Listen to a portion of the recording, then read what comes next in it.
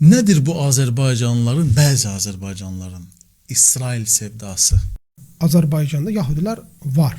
Çox az. Tarixdən belə varlıqları var. Xəzər dağ Yahudiləri, Xəzər Yahudiləri.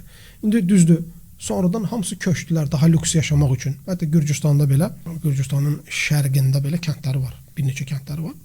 Tamam olsun, bu tarixi şeylərə mən toxunası deyiləm.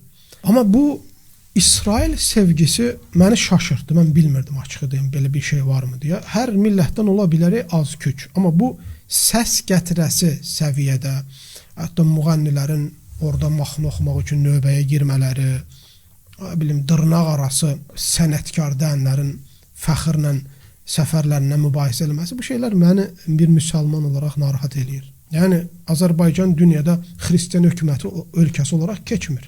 Müsəlman ölkəsi olaraq keçir.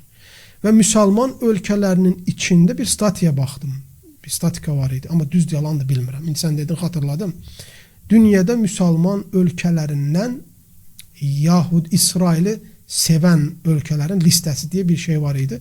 İlk 5'in içində gördüm. Yalan da doğrudur bilmirəm. Açığıma inandırıcı gəlmir. Yəni kütləvi olaraq Azərbaycanlılar İsraili sevsin.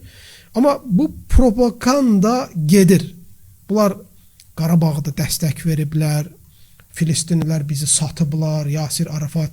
Yəni bunlar nə qədər doğrudur, nə qədər yalandır bilmirəm. Bunu mütəxəssislər danışmalıdır, siyasətçilər danışmalıdır. İşin içində olanlar, mən bunları bilmirəm. Bilmədiyim bir şey haqqında da fikir yürütməyim yanlış ola bilər.